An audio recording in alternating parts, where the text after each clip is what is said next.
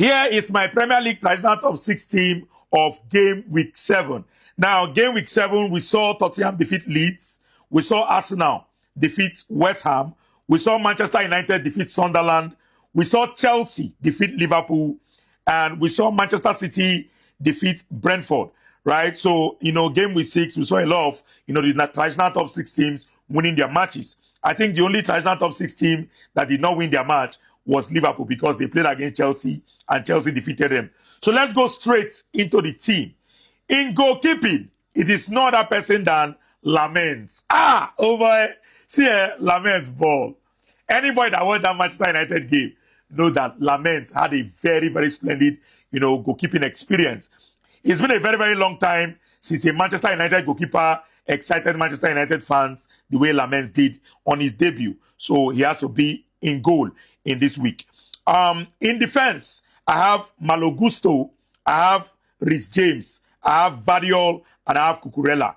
Now, Malo Gusto was brilliant. He played in the midfield in this game, but I have to put him as, a defender in my team this week because there's no other player I can put in that position that performed as well as Malo Gusto. He had an assist for Chelsea in that game versus Liverpool. Rhys James, you see Rhys James? Rhys James has to be on this team. Rhys James moved from right back to centre back. In fact, Rhys James covered the entire defense for Chelsea. He was the only player that lasted in that game till the end in that defense.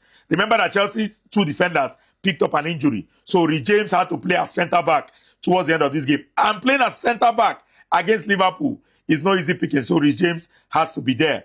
Variol had a very, very good game.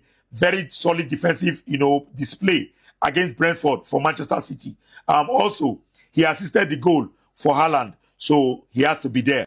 Cucurella, for obvious reasons, he had an assist for Chelsea, had a very, very brilliant performance for Chelsea against Liverpool in defense. He was part of the reason why Chelsea was able to win that game against Liverpool.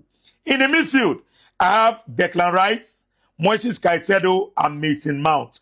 Now, Declan Rice scored a goal for Arsenal against West Ham, had a very, very brilliant midfield, gameplay in that game against West Ham.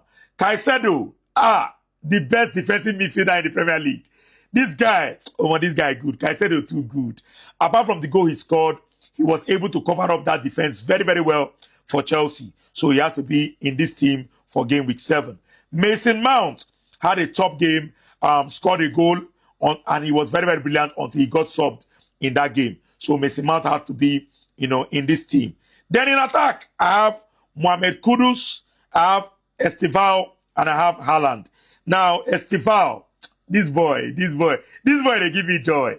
Estival is currently my favorite Chelsea player, and I'm not putting him on this list because of that. He's on this list because he deserves to be on this list. He scored the winning goal coming up from the bench for Chelsea in that game versus Liverpool. He had a very, very brilliant game. Coming up from the bench, he was good. He changed the game for Chelsea. Mohamed Kudus, top player. He was brilliant for Tottenham once again. 1 goal, 1 assist in that game. Had a brilliant game. I think he was the best player for Tottenham in that game. And Haaland, he needs no introduction. This guy is a machine. He's scoring now in almost every single game he's playing. Another goal for him in that game versus Brentford. Although Manchester City did not play very, very well in that game. They weren't super impressive. But Haaland ensured that Manchester City won the game. So let me hear your thoughts in the comment section about the team of game week 7 in the Premier League.